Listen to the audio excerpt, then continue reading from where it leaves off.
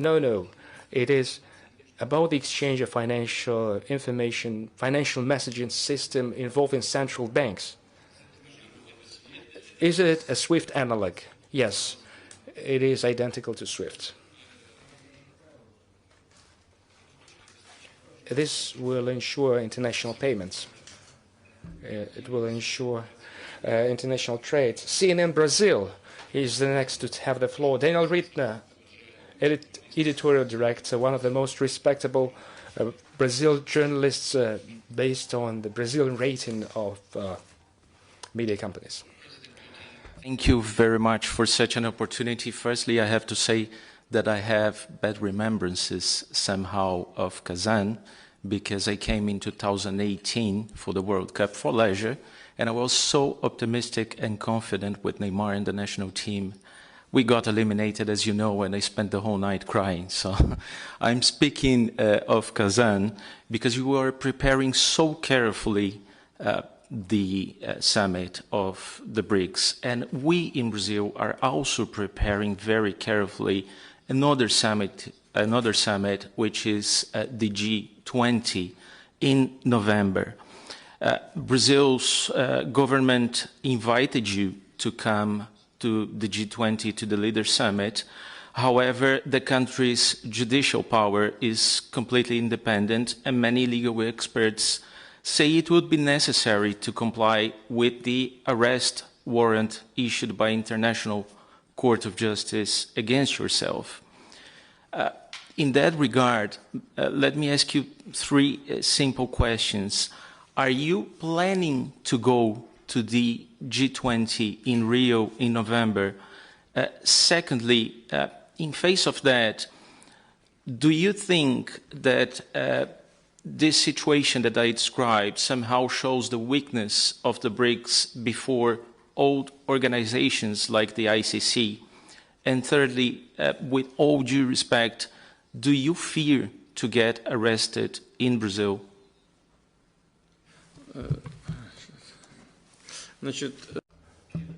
Firstly, the International Criminal Court is of no universal importance. It is one of international entities whose jurisdiction is not recognized by Russia, as is the case with many other countries of the world. I think the United States does not recognize it either, nor does China, Turkey. So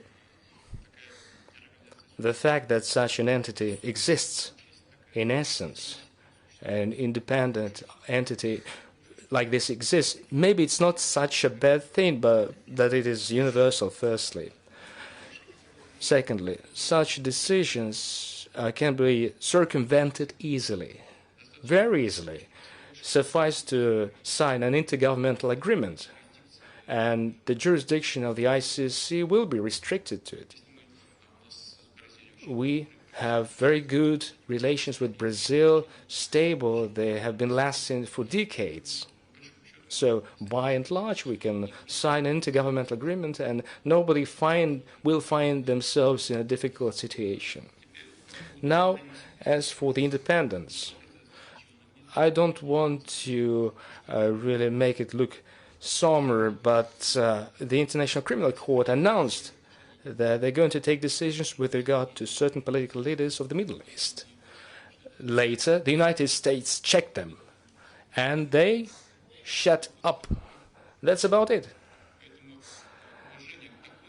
The respect for an entity which is not universal, which is not independent, is quite low. It has a low profile, if I may. And the main part, we have a difficult situation. The Ukrainian crisis is far from being over. And, well, the main point, we realize G20 is a good forum. It is useful in general. If it is not politicized, if it is not overly politicized, there have been taken attempts, but it was initiated and not such a long time ago as a purely economic platform. If it goes down this path, it will be useful. but we realize what happens around Russia. I have good understanding. We have good friendly relations with President Lula. Will I go there on purpose to violate the operation of this forum, to ruin it? Even if we let aside the ICC, it will be the only topic for discussions. In fact, we will derail the G20 summit. Why would we do so? We are adults. We will find a person in Russia who will be able to represent the Russian interests in Brazil. Thank you. We are very careful about G20. Mr. President, we are careful about everyone, except for our enemies. Mr. President, you have mentioned the Ukrainian crisis. Just yesterday, while speaking at the European Union summit in Brussels, the expired President Zelensky said the only alternative to the Ukrainian accession to NATO would be to gain nuclear weapons. At the same time, the Bild edition published an interview with some anonymous Ukrainian technician who said Ukraine would need a couple of weeks only to build its own nuclear weapon, and then to deal a strike on the Russian forces. What does it all mean? It's just another piece of provocation. To create a nuclear weapon in the modern world is not a difficult endeavor. I don't know if Ukraine is capable of it. It's not such an easy task, I mean, for the modern Ukraine. But in general, this is a doable thing because we know the scheme. It is a dangerous provocation because any step in this direction will face feedback. This is the second. And the third is that, and the main one, is that the political leadership of today's Ukraine has on multiple occasions, and even before the hot phase of the crisis, even prior to this, they made statements. Well, they were mild in their statements, but still they aired a view that Ukraine should have a nuclear weapon. These threats will entail relevant response with the Russian Federation. I will say it outright. Russia will not allow this to happen no matter what. Will it be or may it be that Ukraine has the nuclear weapon from the UK, for instance, like they wanted to have it, now they have it. There cannot be a conditional mood here. Let's not make guesswork, pointing fingers at the UK or any other country. It takes an effort to conceal this. I mean, there is radiation exposure and relevant maneuvers are required. You cannot conceal this like you cannot conceal a needle in this haystack. We can trace any movement in this direction. Saudi Arabia, please. Thank you, Mr. President.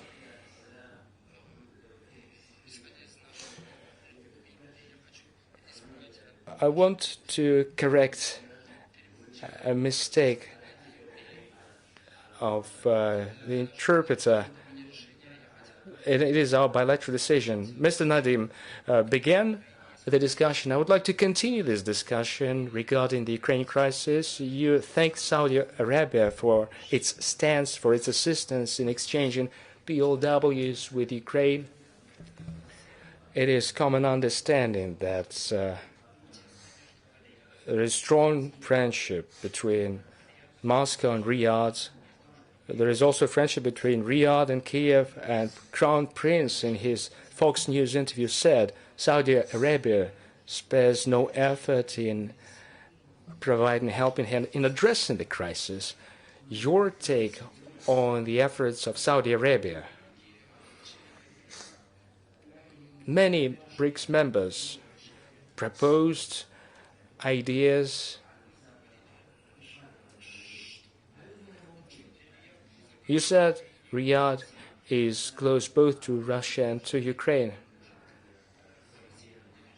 Can Russia take part in a peace conference if it is hosted by a friendly country like Saudi Arabia until the end of this year? You said about friendly relations between Russia and Saudi Arabia. It is exactly what it is. We consider Saudi Arabia as a friendly state. We have good relations with both the king and friendly personal relations with Crown Prince. I know, and I'm sure that whatever Saudi Arabia does on this track, it does sincerely. No doubt here. So if such measures are organized in Saudi Arabia, the place, the venue is acceptable, would be acceptable to us. But that's not the point. The point is, what shall we discuss? As you are aware, in Turkey, in Istanbul, we have been negotiating for a while, whose outcome was a document initialed by the head of the Ukrainian delegation. He put his signature. The document is available. It is a draft treaty, and the excerpt is initialed by the head of the Ukrainian delegation. If Ukraine put their signature there, then they were satisfied on fundamental issues. We could have continued to discuss in details, but to thrash it completely, or rather trash it completely, would be a wrong thing to do. Otherwise, you could do the same with any document. We are ready to continue a dialogue to attain peace, but building on the document that was prepared for detailed discussions for many months and what was initialed by the Ukrainian side, we are ready to continue building on this. And there is an initiative of China and Brazil. These countries have a well thought over attitude to that, and a group has been established in New York, and we treat that with attention and respect, and we know that all our friends, including the BRICS members, are set to conclude the conflict ASAP and by peaceful means. We are aware that definitely this is an irritant for the global affairs and for the European affairs and for the global economy. Like no other, Russia is interested to conclude it as soon as possible by peaceful means. We would be ready to come back. It was not us who stopped the negotiations. It was the Ukrainian side that said that we would not, they said, pursue more talks with Russia. And second, a decree by the Ukrainian president came out prohibiting talks with Russia, and it's still in place. Let him, in the first place, repeal that. And everybody calls on us to pursue talks, but the Ukrainian side banned negotiations with Russia. It's ridiculous. But the main point is the underpinnings, and the underpinnings would be that draft document that was agreed upon during this Istanbul negotiations process. And we have a queue from those wishing to ask a question: Emirates, then South Africa, and then Brazil. First, the UAE.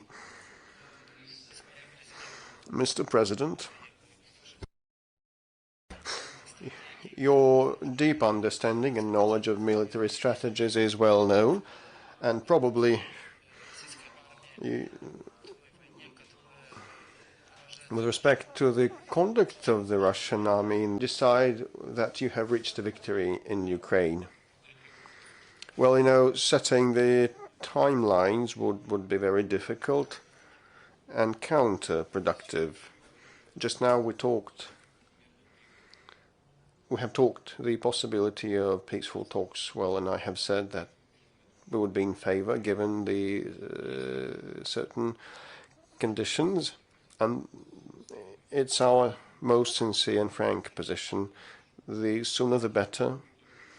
And with respect to the military, to the army,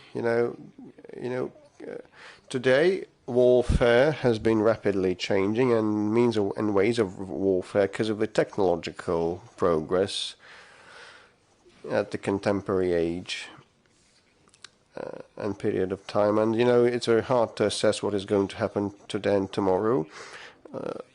Not long ago, it was said that the contemporary warfare was about the fight between technological solutions, and today I have heard from the people, military on the ground, that of the battlefield, that today's war is a war of mathematicians, because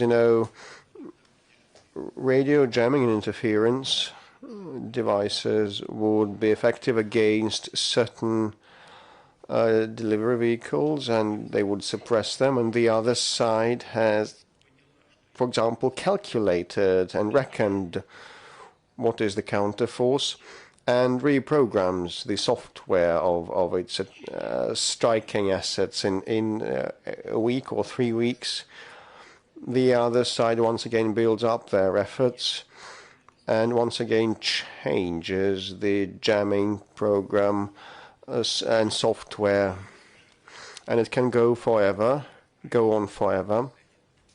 Well, the Ukrainian army on its own cannot do that, as neither can they, nor can they use long-range and high-precision delivery vehicles, because they don't have them at hand. It is all done by NATO professionals. But you know what the difference is? NATO is waging a war against us with the hands of the Ukrainian soldiers, and Ukraine spares no lives in the interests of third countries. But Ukraine on its own doesn't use high-tech weapons. NATO does that, and the Russian army wages a war on its own and creates military solutions on its own, and software also is done on its own. It's proprietary, and this is the big difference between us. Over the recent years, I have been witnessing that the Russian army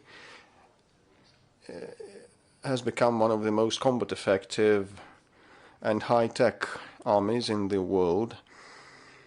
And when NATO will get tired of waging this war against us, I'll just ask them. We're ready to continue fighting, to continue the struggle, and we will have the upper hand. We'll win, we'll prevail.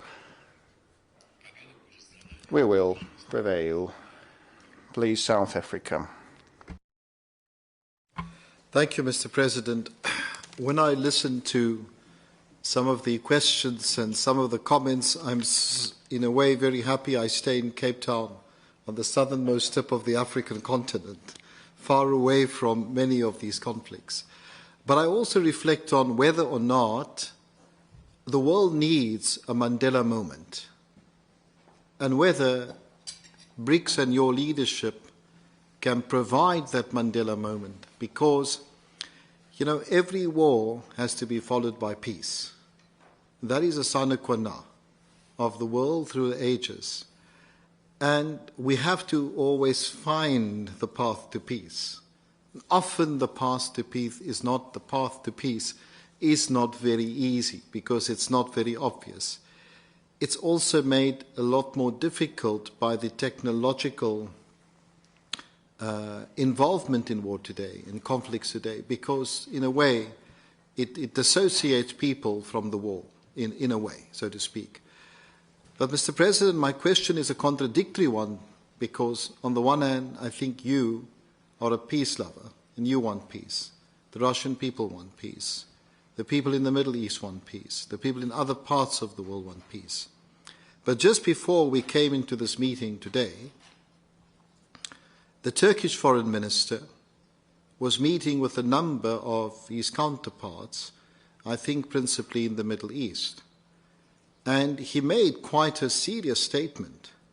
Turkish foreign minister said that there is an extremely high probability of a war between Israel and Iran. You may have or may not have seen that statement by the Turkish foreign minister. Of course, that would be devastating for the region and devastating for the world. My question is, what are your thoughts on this, Mr. President? Can you intervene, and what will you do as Russia? And what will BRICS do if this is to happen? Thank you.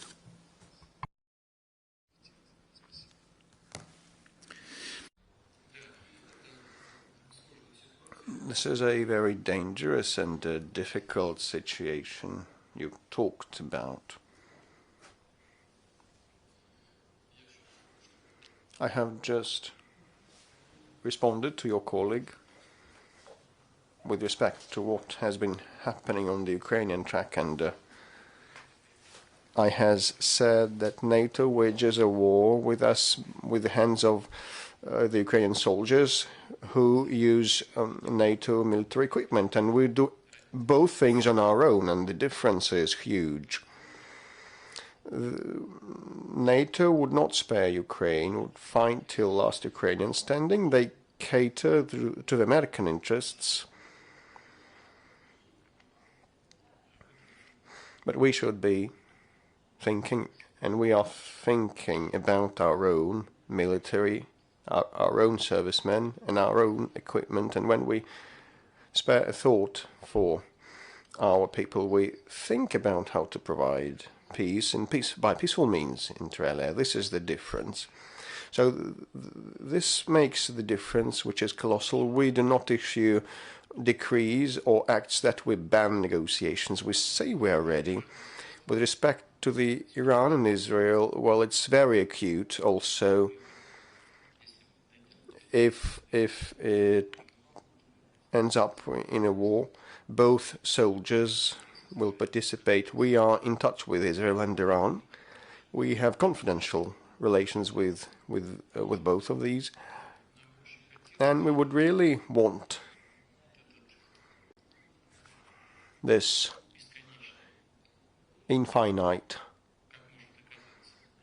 as it may turn out, exchange of strikes be stopped at a certain point of time, and such ways to resolve the situation should be found that can be satisfactory for both parties. But this is always the domain of a trade-off. Can they reach a compromise? I think yes. No matter how hard it may seem, I think it is a possibility to entertain.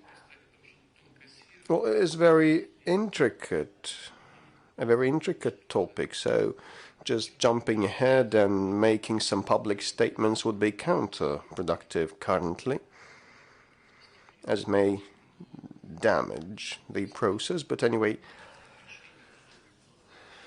the search for ways out is quite relevant.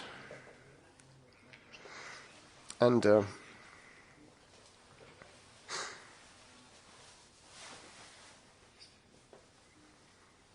if the warring parties are interested, we would be prepared to participate with all our sincerity, making allowances for both parties' interests. And as regards Iran, we have an allied relationship with Iran, and we can feel the subtleties of what has been going on there in Iran.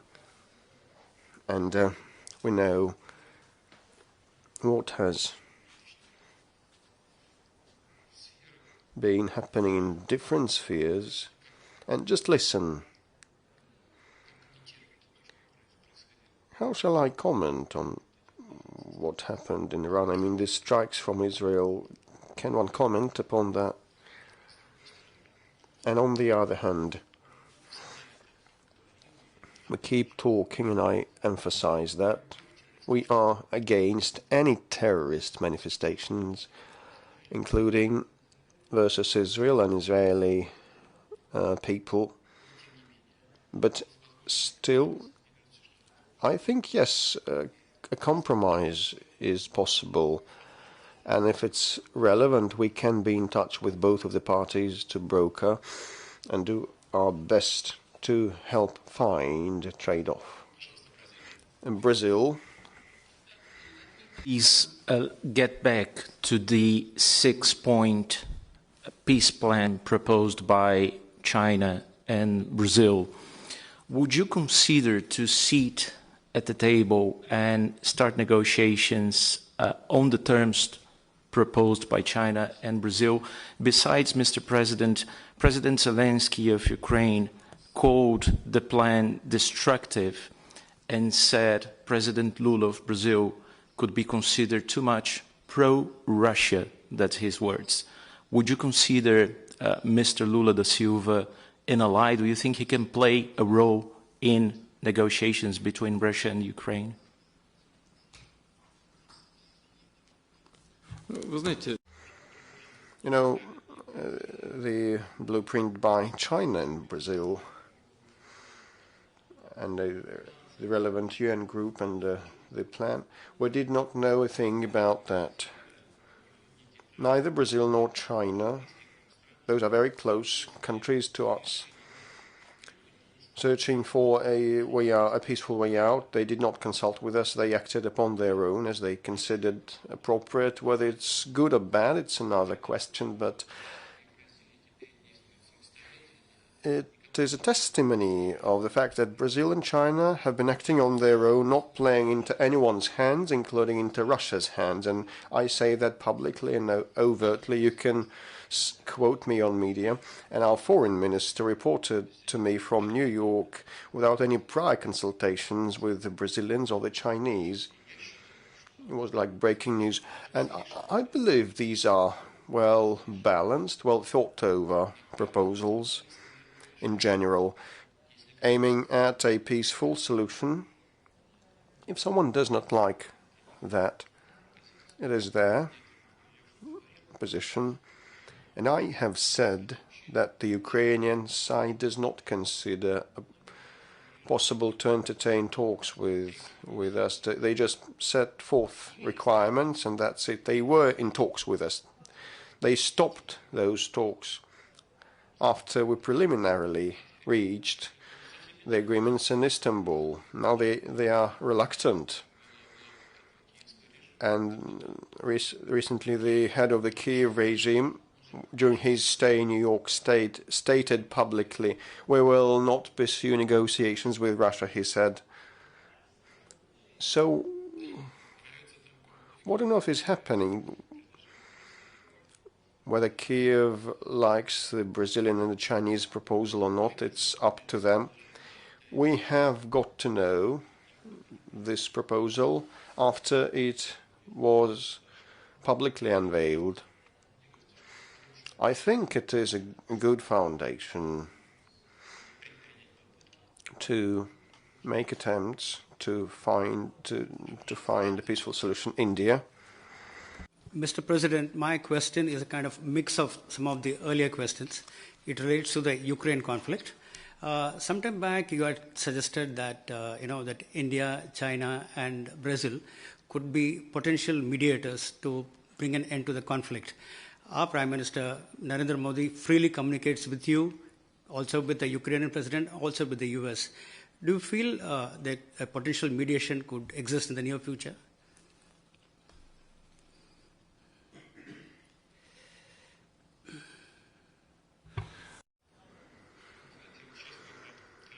You know, just now your colleague has asked the question about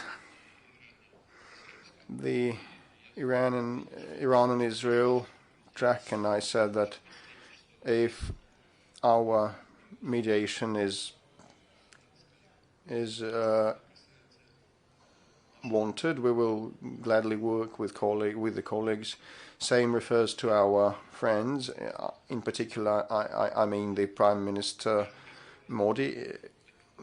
While talking with His Excellency over the phone, each time he raises this matter and expresses his considerations, and we are grateful to him for that.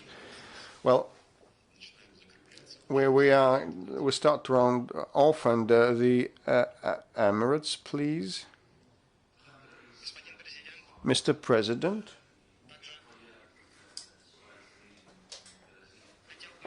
I would also like to follow up on the Brazilian question. Mohammed Ben Said is coming to Russia shortly, and this is an important visit, and you had a good visit to Abu Dhabi before.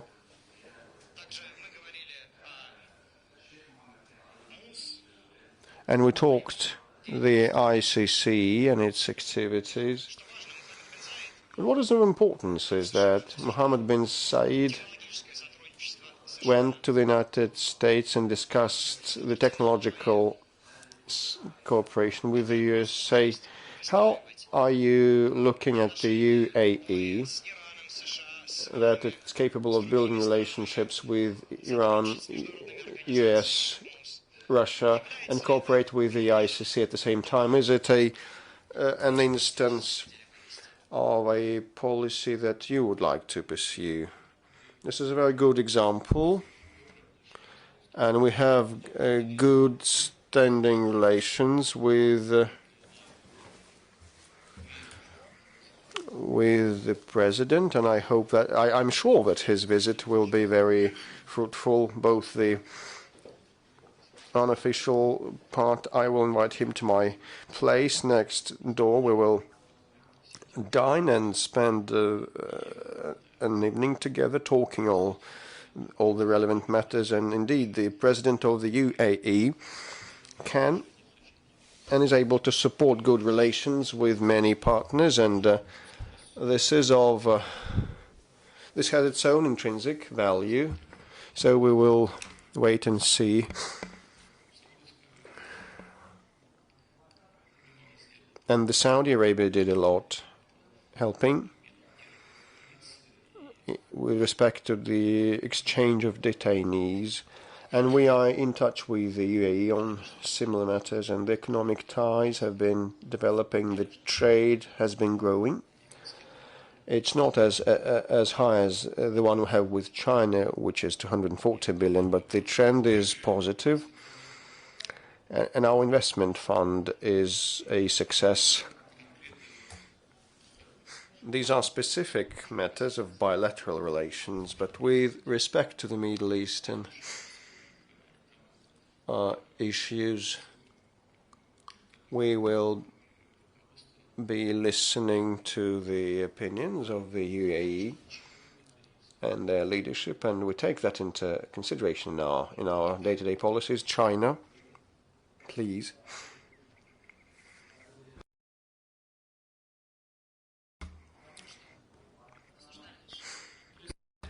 You have just mentioned a lot of matters related to security, and I am grateful to Your Excellency for the high profile that China has in Russia, and I mean the bilateral relations. And the Chinese MFA stated that President Xi is going to visit the Kazan summit.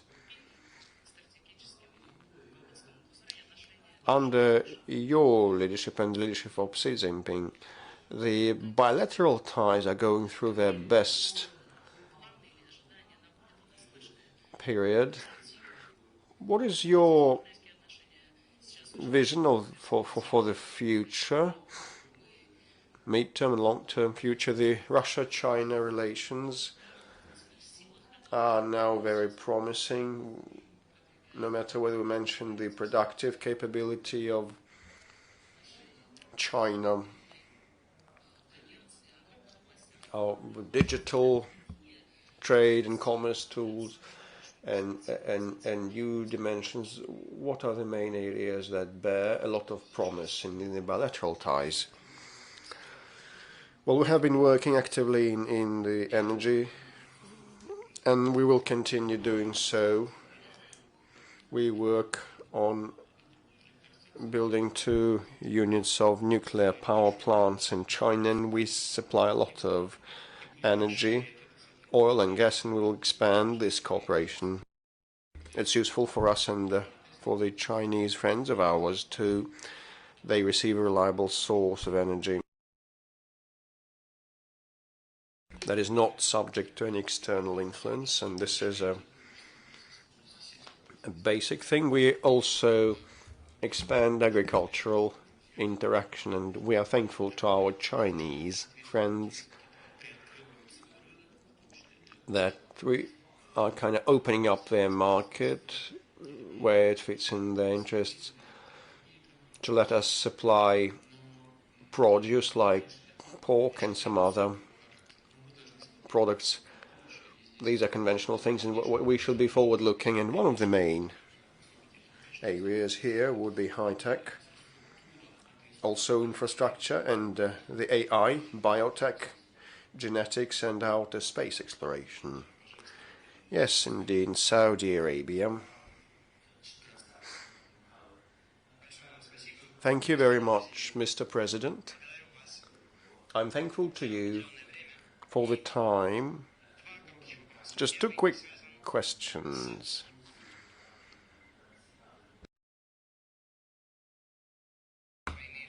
The first is about Pavel Durov, that has several nationalities, that of France, of Russia, and of the UAE. We know what has happened to him of late, and what can Russia do to help him out? And the second question is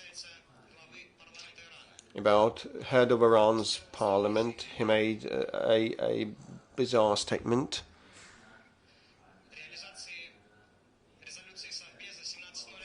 With respect to UN Security Council 1701 resolution implementation, he gave a negative comment on that during his intercourse with the French.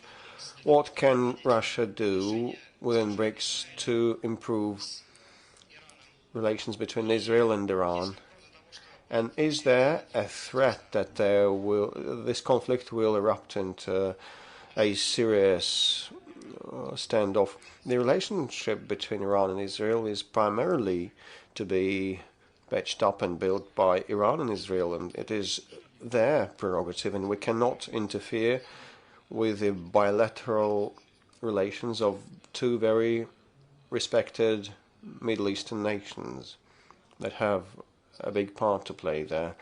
With respect to the statement by the Speaker of the Iranian Parliament, I don't think I'm in the position to comment on the statements by top officials of other countries. We have a good standing relationship, that of alliance with Iran, and the situation now is tense.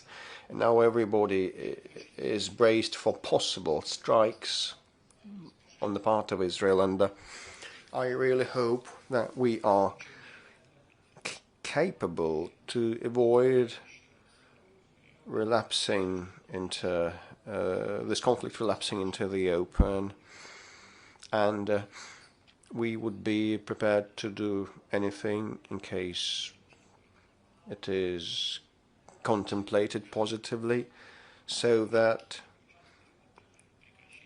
finally peace should settle in Gaza and the cessation of those horrible strikes dealt against civilian targets. And also in the south of Lebanon, we want a normalization, and reciprocal mutual strikes should come to an end. And also peace should engulf this area too. No one is interested in spiraling the conflict up, I think. neither for the grounds of security nor for economic grounds. I think that there are real chances to find a way out. Whether these chances are successful or not depends primarily on the direct participants, Egypt and then Russia, and then we will call it a day. Mr. President, thank you very much for the invitation. Would really like to talk about the bilateral relations of Russia and Egypt that has been progressing of late considerably. And your relationship with Sisi is propitious to that. There's been a lot of projects launched of late for the sake of development. What is your take on the future of these projects? And what is the picture of the future of the relations? Traditionally, we have very good, warm relations with Egypt for decades. Over the past years, thanks to President al-Sisi, it has our relationship has become very good, and we are now building a power plant, a nuclear power plant, and I am sure it's going to be implemented, and we are to be more active with respect to the industrial zone. And today, during the BRICS business summit, and the Egyptian president also mentioned that in his address. And we also have plans to develop machine engineering, which is a long-term project, which is to be characterized by industrial cooperation and a great deal of investments. And we will continue humanitarian and cultural interaction and personnel training and security cooperation also. I hope we will resume military and technical cooperation, and I believe an important thing is for us to coordinate positions at the international arena. Inter alia, the regional security matters. Mr. President, the tone of the West in on Ukraine has changed. Previously, they spoke about the mandatory victory and the battlefield solution, and now they are actively talking a possible territorial swap so that the remainder of Ukraine would accede to NATO. How do you like that? I don't know, what do you mean by a swap of the territory? The territories that our soldiers are fighting are Russian territories, the Lugansk, Donetsk People's Republic, Zaporozhye and Kherson regions. This is number one. Number two, no doubt we should find a solution on the long-term guarantees for Russian security in the long run. So it should not be about a ceasefire lasting a week, a month or a year, so that the NATO members re-equip Ukraine, supplying munitions. We need a durable, lasting and firm peace with equal security of this crucial and complex process, and this is what we should strive for. And you know, when people talked about in the past about inflicting a strategic defeat on Russia and defeating Russia at the battlefield and gaining a victory for Ukraine, they now know it's not non-viable, it's unfeasible, and they have changed their mind. So I will praise them for that. Thank you. And we also have many questions, but the 2 hours time span has run out. We are so grateful to you for your patience and sincerity. We will not waste more of your time, and I have jotted down some of the important takeaways. BRICS is not an anti-Western entity, but a non-Western. It's not my quote, it's the quote by His Excellency Prime Minister Modi. And 30 nations are interested to cooperate with BRICS. Another takeaway there. It's not currently due to talk about a single currency, but we need a joint system of messages transfer and national currencies.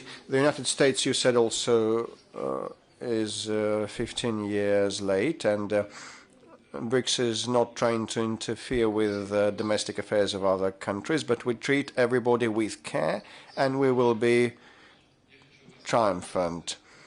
Thank you, Mr. President. I'd like to thank you for moderating this meeting and organizing that, and I'd like to thank all the media representatives around the table for the joint work and for your interest in the BRICS operation. This entity has good, stable and sound prospects.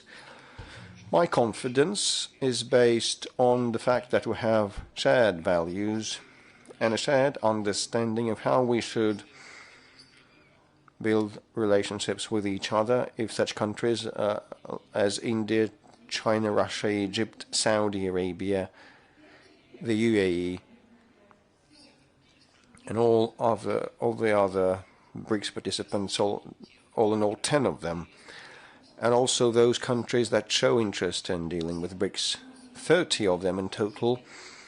If everybody, all that bunch, is guided by this single set of principles and values, the entity will use it as solid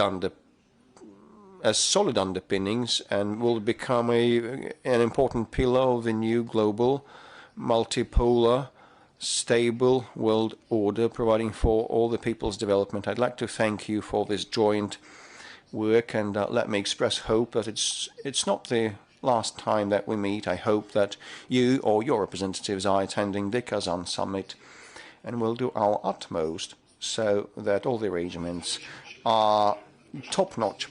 We are grateful to your press service also, Mr. President, that has treated us with care and consideration. And our final wish for today is a joint photo, a family photo with you. I'm ready.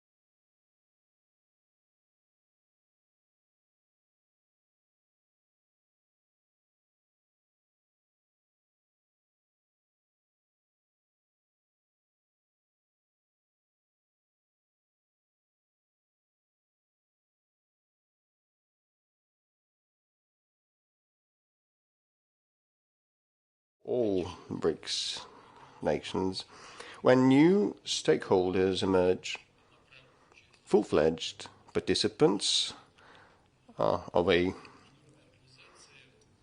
international entity, they bring in something new of their own, and so it is important that they should take into account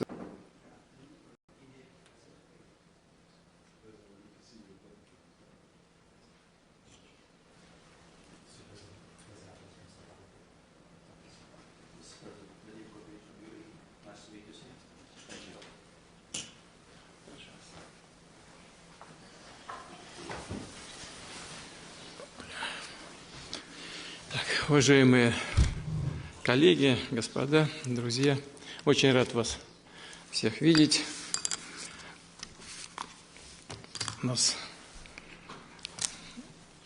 Наша компания расширяется. количество друзей и наших единомышленников в рамках объединения БРИКС возросло. Интерес к деятельности объединения очень большой. Мы уже, и я, и мои коллеги неоднократно об этом говорили. И, конечно, этот интерес растет, в том числе и благодаря вашей работе и вашей поддержке, информационному обеспечению нашей работы с моими коллегами и друзьями, руководителями государств, участников, членов БРИКС. Скоро саммит, в преддверии саммита состоится еще визит президента Объединенных Арабских Эмиратов, буквально послезавтра, да, приедет, будет у нас в воскресенье. We will have a meeting right here, an informal dinner, and next day on Monday the official visit starts. And starting from Tuesday, the summit in Kazan is launched. So the agenda is huge, very busy, and in the course of our chairmanship over the past year, a lot has been done. If you have an interest, I will, in general terms, tell you about that. Only in general terms. I apologize because the information array is huge. Actually, one cannot keep all of that in one's mind because we have versatile, multifaceted cooperation in different areas, and definitely for each of these domains, probably you would be interested you would benefit from talking with the professionals that are in charge of those domains, but I hope you will have this opportunity, and as well as your colleagues and your subordinates during the forthcoming summit in Kazan. And that is probably all I wanted to say by means of introduction, and I yield over to you. I'll try to take as many of your questions as and to the extent that I have the knowledge for today's conversation. Thank you. Over to you, Mr. President. We are cordially grateful to you for finding in your very, very busiest schedule, finding time to have this meeting. And a testimony of the busy schedule of yours is that over those 4 days in Kazan, not only this summit will be held in a press conference, but more than 24 bilateral meetings, 17 actually, 17 bilateral meetings, around a score of meetings with leaders of other nations and top officials. And so this conversation that we are holding today is of significance for us personally and for the entire planet, because here we have the media outlets that cover the aggregate audience of several billion people, literally. And definitely we have questions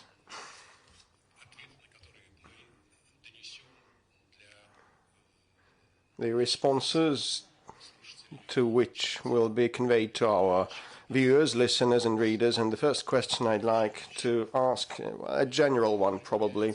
Well, the world has been undergoing a rapid period of change, and sometimes we cannot keep up with the pace of change, and the world has changed a lot significantly. The transformation is significant. What are the signs of these changes, and what opportunities BRICS has in this respect?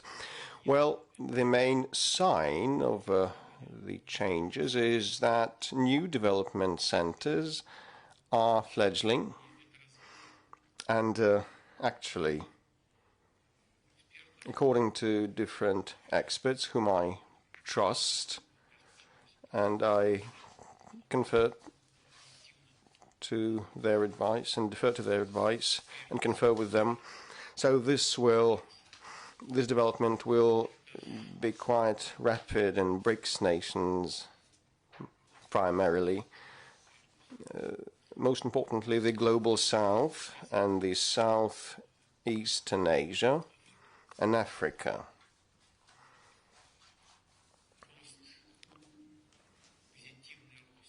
The positive growth will be witnessed in such powers as China, India, Russia, and Saudi Arabia.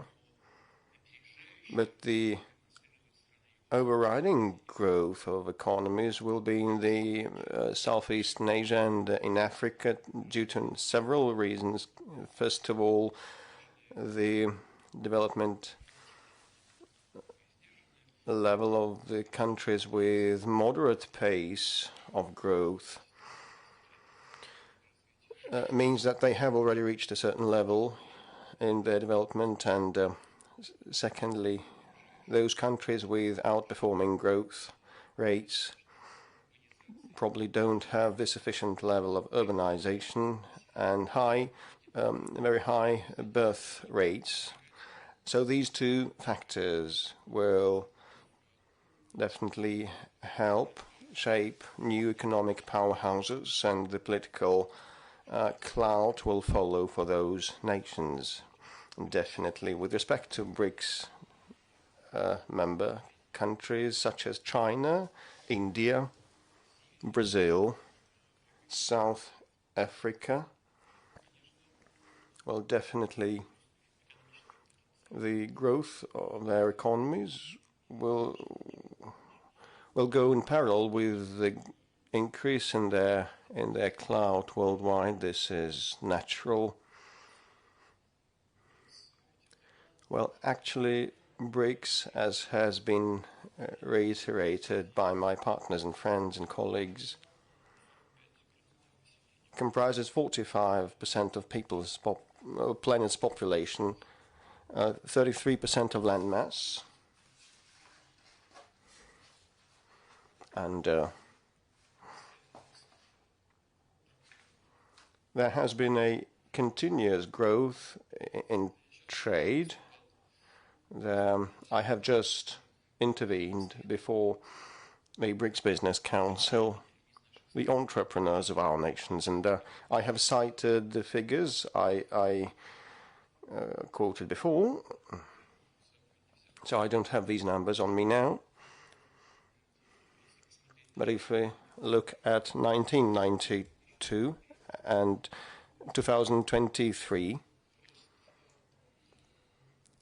and compare them, the cumulative BRICS share in global GDP has doubled, and the share of G7 in global GDP has gone down, and BRICS nations already have outpaced G7, and by 2027 this lead in favor of BRICS will become even greater. This is obvious. This is evident. In some domains, the humanity cannot exist without BRICS countries. I mean the food supplies and energy, and also high tech too, like in the AI application. We gain more competences and acquire leadership in some of the domains and subdomains of that. So this is the most tangible change. This is natural. The world keeps changing always, and new leaders emerge. So this must be taken for granted with calm, and so we should build our relationships basing on that. And what distinguishes BRICS from other international groups?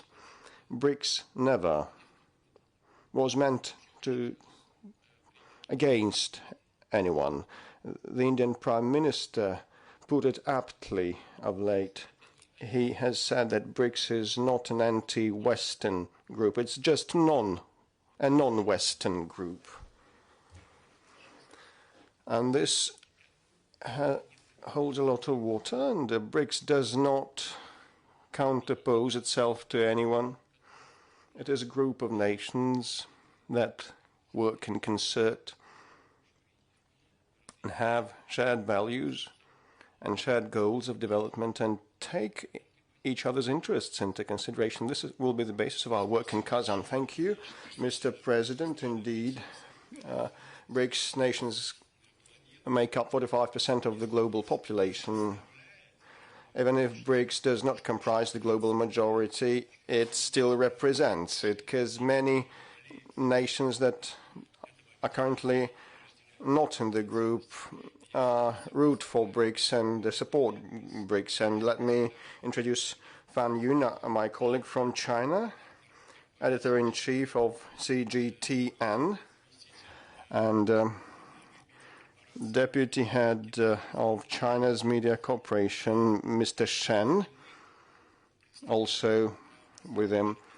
And they will have the privilege to ask the first question, given your personal relationship with President Xi and the special relationship between Russia and China. And then we'll go clockwise. Mr. Fan, over to you. Your Excellency, Mr. President, it's my pleasure to represent the Chinese media today. The Kazan BRICS summit is the first one after the expansion, so we pay a lot of attention to that. As the role of BRICS nations keeps growing after its expansion, what shall be the benefit for its influence? What is your take on that? You have mentioned that the BRICS nations represent more than 33% of global population and landmass, and so what shall the contribution of these new members and BRICS by and large be for the entire world? Well, BRICS now comprises 10 nations, and each of these nations represents a lot of value and interest for the global community, and definitely for BRICS too. Each of these nations has its own culture and history, its own advantages in global labor distribution patterns. And dealing with these countries is beneficial for all BRICS nations. When new stakeholders emerge, full-fledged participants of an international entity, they bring in something new of their own, and so it is important that they should take into account the underlying principles of BRICS, initially comprised by 3 countries, Russia, India and China. We did that together, and the acronym RIC appeared in St. Pete, and afterwards it expanded. On the other hand, all the members should treat the new nation's interests with respect. In the course of the year, we have been putting our best foot forward to integrate smoothly all the new members into the operation of BRICS, and we have planned 250 events, various events in different spheres. 200 have already been conducted, 200 events. So it's not accidental that we admitted new members, and we knew them a lot, and we worked with them for a while, for quite a long while, and now we will be united under the same umbrella of BRICS. And so it's a good platform to exchange opinions and search for joint projects in various spheres, most importantly economic ones, but not only. People to people and humanitarian cultural ties matter a lot. Cinema and culture and youth exchanges in all these domains, we have been working hard in the course of the year, and real life has shown that we've been moving in the right direction, and we have made a proper, good step forward, the right step, expanding the makeup, and that will definitely increase the clout and profile of BRICS worldwide and its authority. Behind each of the new member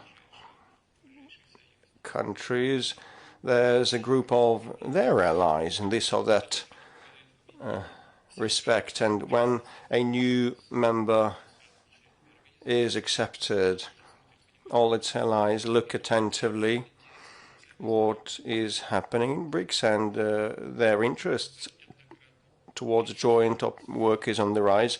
30 countries as of today want to pursue more active cooperation with BRICS in this or that respect, acceding to the operation.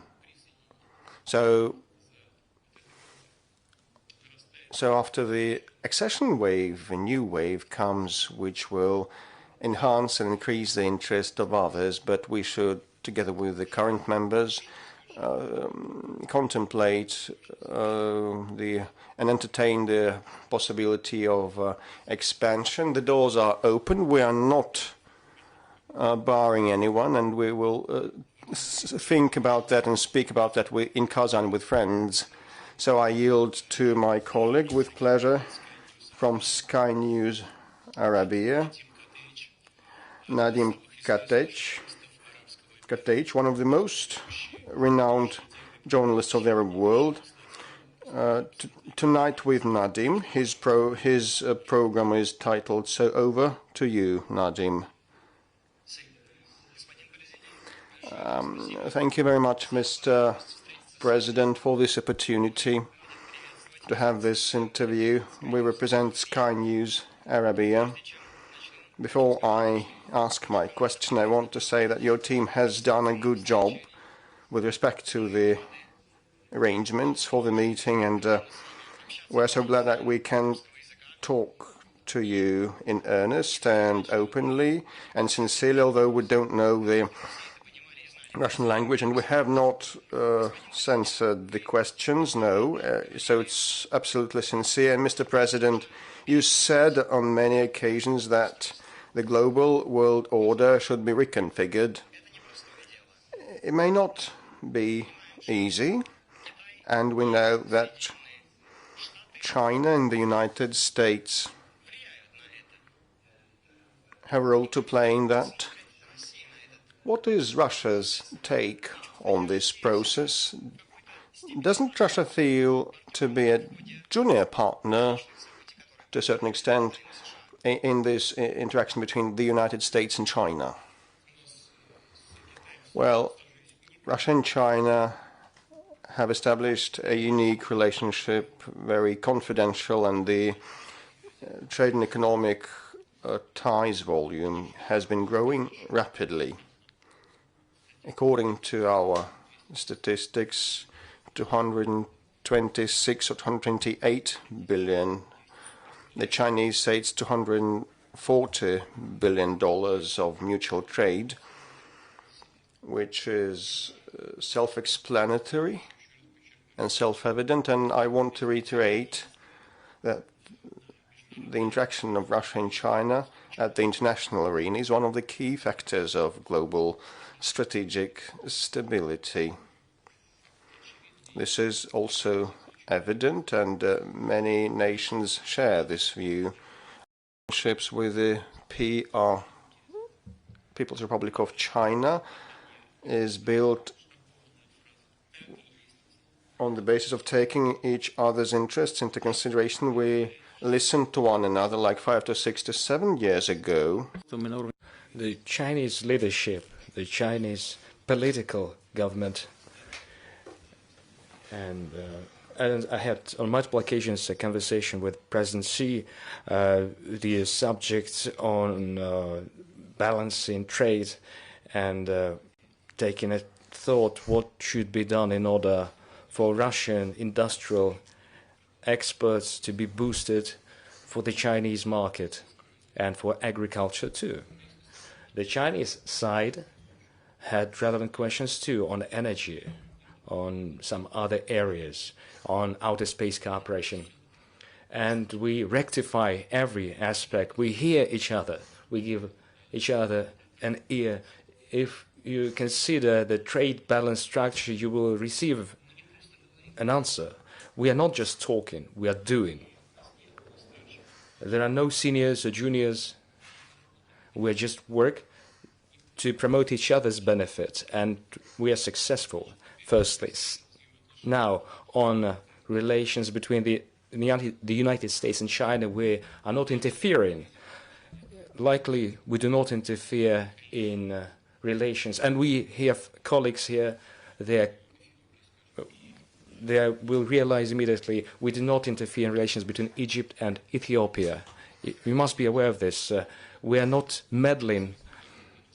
Whenever there are difficulties, and if there is a thing where we can assist in addressing challenges or issues, we are ready to provide a helping hand. And if participants are interested in our participation as well. The world's biggest economy in terms of purchasing power parity, not based on individual income, is China. I mean, statistics tell us with the United States ranking second.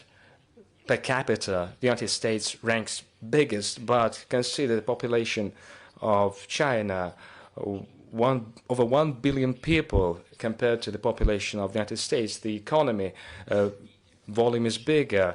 India ranks fourth. Russia is a little ahead of Japan.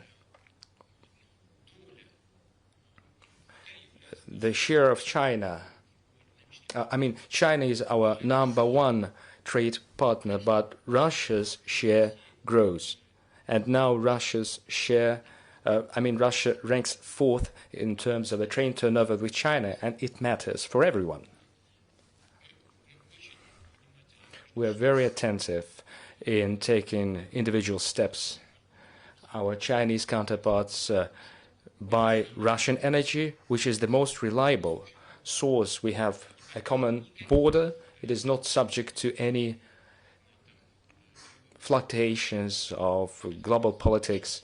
And by the way, as far as the relationship between the United States and China is concerned, we do not need to cross borders. We do not need to use seas. We have a common border. As for energy from Russia, it is in fact limitless. If we can see the relationship of the United States and China, I think the United States needs to give it a thought. They have spoiled the relationship with Russia by imposing continuously sanctions, and it has a negative impact eventually on them. So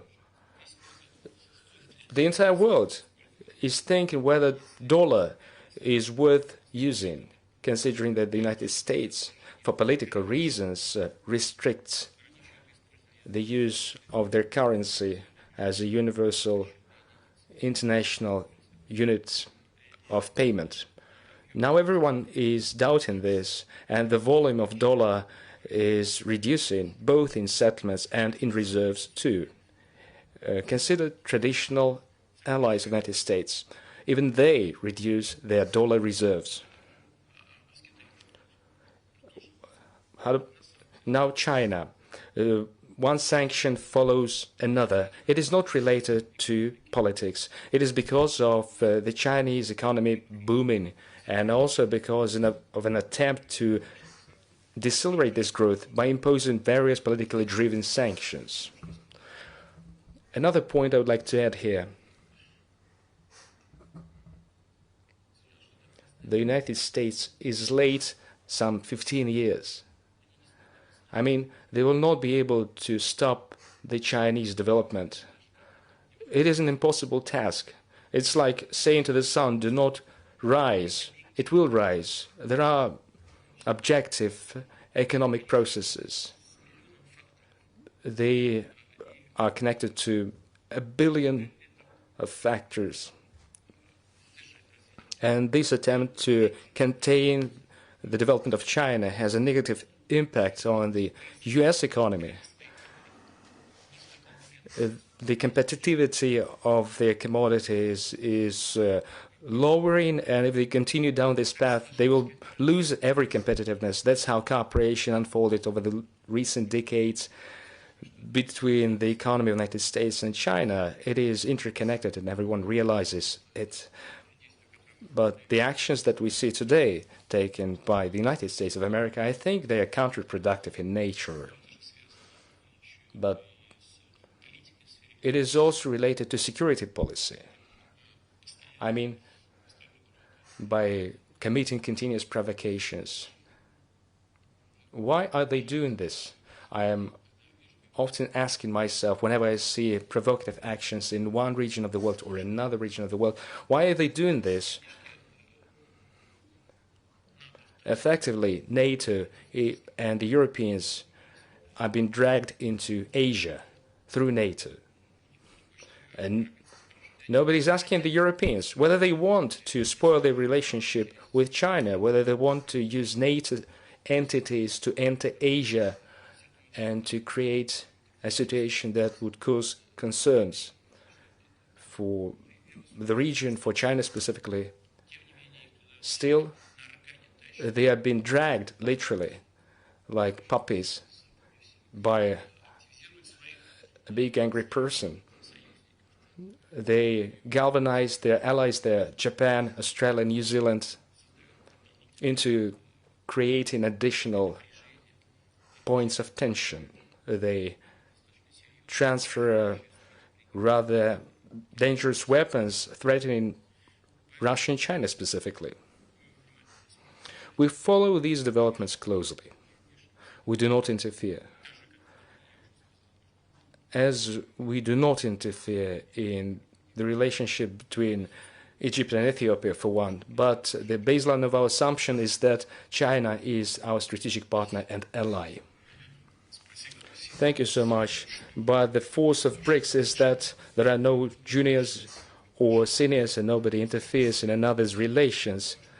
It's an important quality, an important tone within the grouping. Mr. President, a well-renowned international politics columnist representing Arab News newspaper, Faisal Abbas.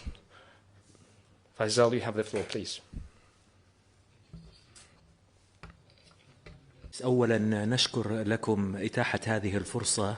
Your Excellency, Mr. President, thank you for this opportunity to have a conversation on various subjects that are extremely important on the international scene. My question, as you are aware, is related to the fact that Saudi Arabia was invited to BRICS and the foreign ministers to take part in the Kazan summit. Mr. President, as you are aware, Crown Prince was busy starting last October with addressing the Middle Eastern situation and addressing the two-state solution in Palestine. Moscow has always supported this two-state solution principle. At the BRICS summit, there will be the UN Secretary General. What can we expect based on the results from the outcomes of this summit, and whether we can put an end to bloodshed in the Middle East, considering that there is complete consonance between all BRICS members to ensure the two-state solution for the Palestinian issue?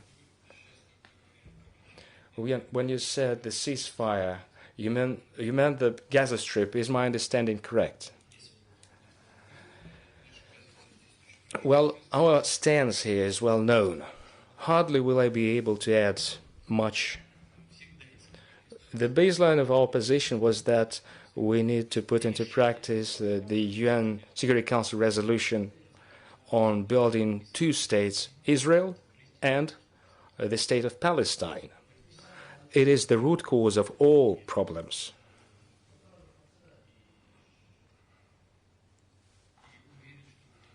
And I'm confident this will deserve our attention during the BRICS summit. By the way, I invited the president of Palestine too, for him to take part in our events, and we'll be able to hear his position. Well, I had a lot of talks on this subject, both with the leadership of Israel and Saudi Arabia, and with the leadership of Palestine. In my opinion, it is impossible, and this is something that I clarify to our Israeli partners, it is impossible to address the Palestinian problem by building solely on economy. I mean, I know that the Israeli leadership, the current and the previous leadership, are of the opinion that it is just enough to satisfy some fundamental interests of the Palestinians living in these territories. And then the question will be over. In my opinion, in addition to just material concerns, there are aspects related to the spiritual domain, to history, to the aspirations of peoples living in certain territories. I think it is a much deeper idea and is more complex too. I think it deserves our efforts here. And secondly, we need to be based on a large and broad consensus. I do not intend to accuse the United States in every aspect here, but unfortunately, it was a wrong thing to do to disband the four. I mean, they are not to blame for everything, but the four countries was working, and as a format, it was working. They monopolized all the work, but eventually it failed. Unfortunately, maybe this quadrilateral format has to be restored. We need to discuss the restoration of the territories, the return of the people. The Palestinians will not leave. It is their territory. It is their land. Also, the more humanitarian problems we have, the more people there are who would be willing to uphold their interests. And the Israelis understand this too. And the position that I express now is something that many Israelis share as well. I have an opportunity to receive opinions in Israel. We're keeping in touch with Israel. We're keeping in touch with Palestine, naturally. Our stance is very much traditional, dating back to the Soviet Union era, which is, and I reiterate it, the main method to address the Palestinian issue is to create a full-fledged state of Palestine. Thank you.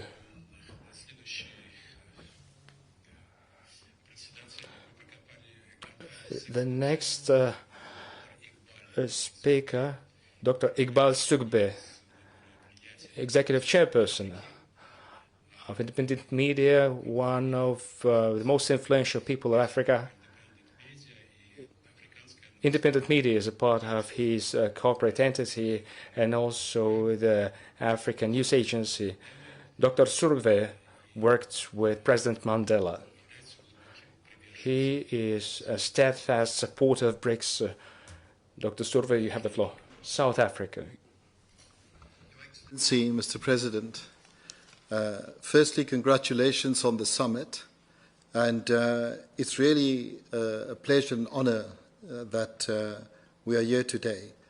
Mr. President, you are one of the pioneers of BRICS.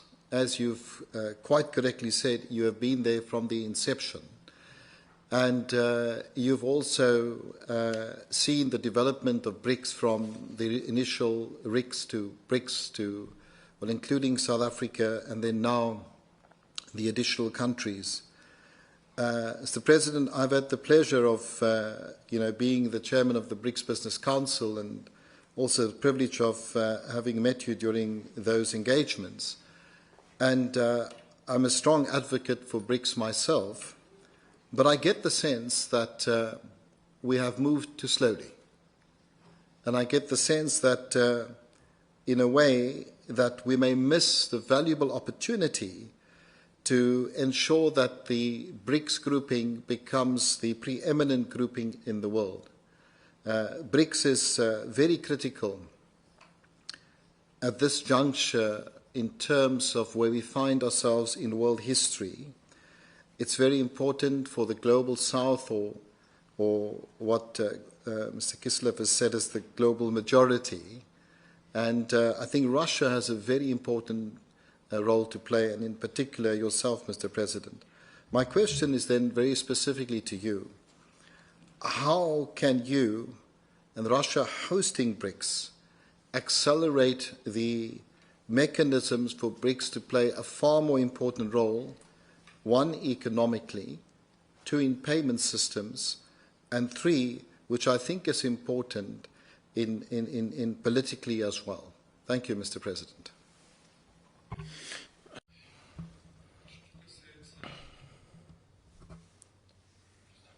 Sorry. As for the political structure and system, your Egyptian colleague mentioned this part, but since we returned to this subject, I will go back to his initial question. What he said was that I declare and we seek to rebuild the world order. It isn't our aspiration, in fact. It happens naturally. We just say that the process is inevitable. Hence, we need to respond correspondingly. New centers of power that emerge, they do emerge not because Western countries caused the Ukrainian crisis and everything is where we are. By way of reminder, in 2014, the Western countries, led by the United States, organized or supported, if they didn't organize, they supported a coup d'etat, and that was the starting point. And then for years, NATO was being driven towards this point, and they also started the war in 2014. Those who disagreed with the coup d'etat faced armed activities involving armed forces. That's when the war broke out in 2014. But the global changes started prior to this. They took large scale, and this is what we call building of a multipolar world. We just observe the fact that it is taking place. We contribute to this in a way to prevent destruction, but in order to ensure more and more constructivity and more creation. You say we need to be more active. How? I think making too much fuss is inappropriate. We're taking individual steps, one after another. As regards the finance, we did not drop dollars in the dollars, the universal currency. It wasn't us. We were banned and barred from it, and now 95% of all the external trade of Russia is denominated in national currencies.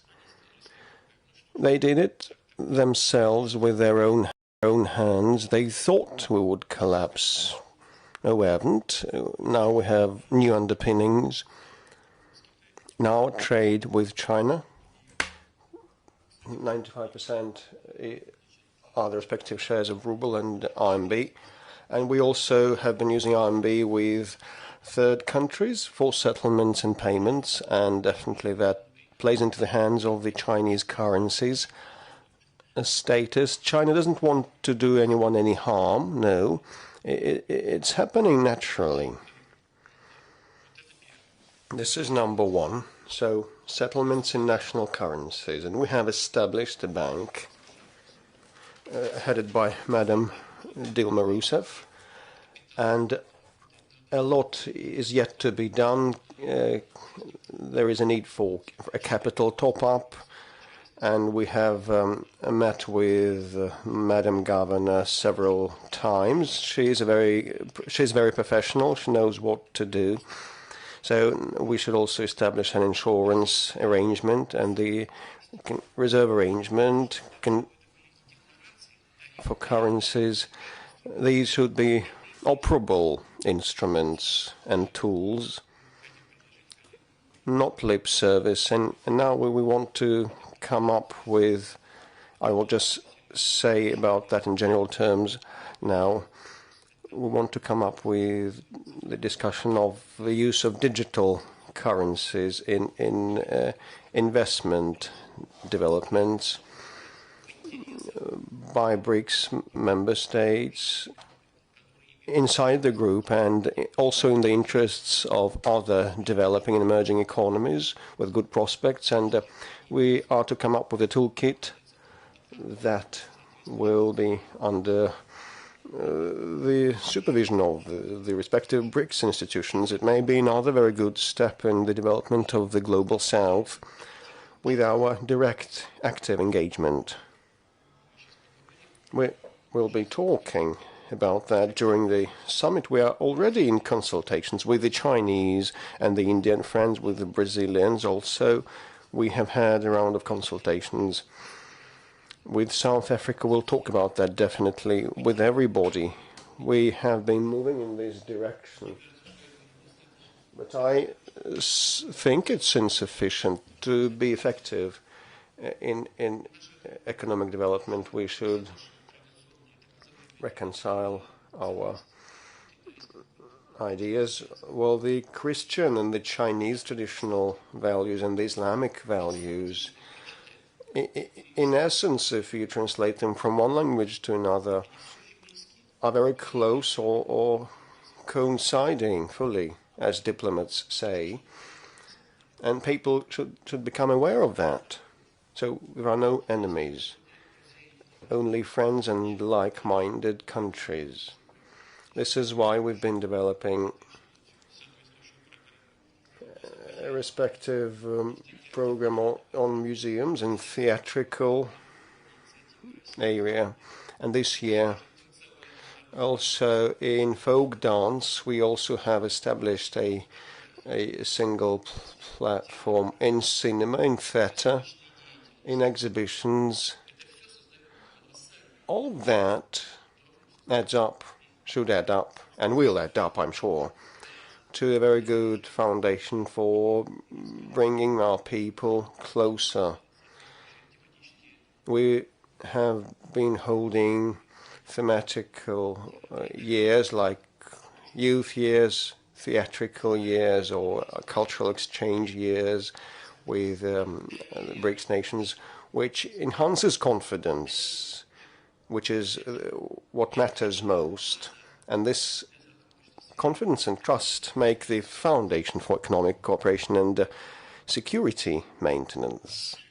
So we will not be in haste, but we will make headway steadily, as quickly as appropriate, and we are to not to lose the momentum, definitely.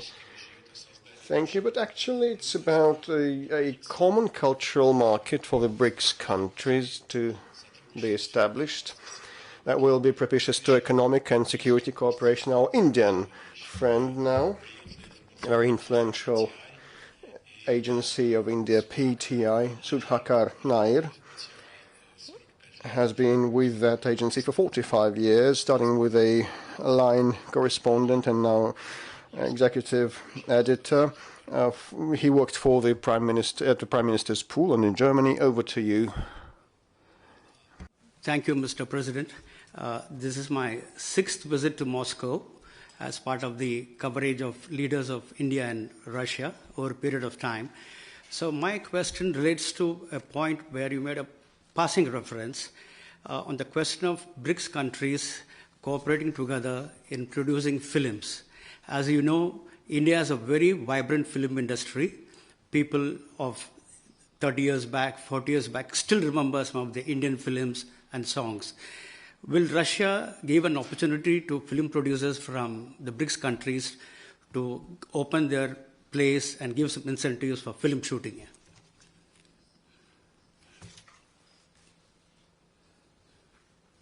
Вы знаете, You know, if we have a look at the BRICS member states in their totality, I think that in this country, the Indian films are most popular than anywhere else. We have a special TV channel with Indian movies shown round the clock. So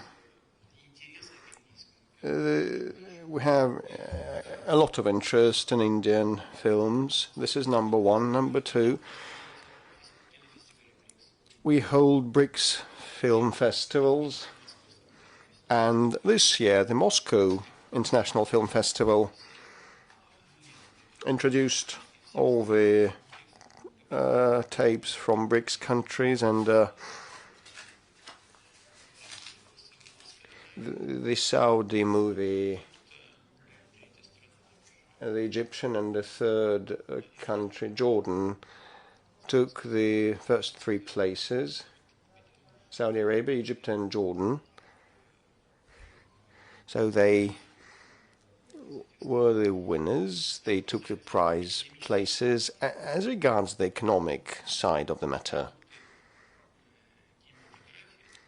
cinema products and film industry is part of the economy and is to be duly regulated.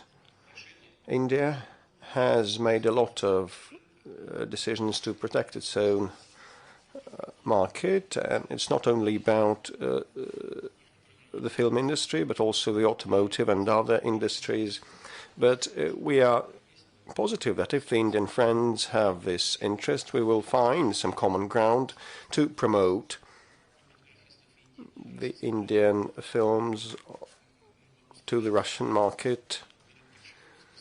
And in a broad sense, at the market, it is a very relevant and popular product. Alongside the pharmaceuticals, it's going to be a very good undertaking. I'm ready to talk with our friend, the Prime Minister of India, when he arrives in Kazan. I'm sure we will come to terms 100%. No difficulties I observe there. Thank you, Mr. President. Actually, we would be fascinated to see not only Indian films, but those featuring BRICS countries' actors representing their cultures. An Indian actor, a Chinese, an Ethiopian actor. Well, you know, we discussed it with the colleagues from BRICS nations that we should organize a festival of theatrical art, and we established the Cinema Academy, and jointly we will pursue this track in future. And popular music festivals also need to be created, so there is an open field for work, and we'll be interested, and the media definitely outlets, I think, will gladly cover and participate. Well, in the USSR we had a movie titled Mimi No, where featuring a person from the Caucasus, a Russian and an ethnic Ukrainian, representing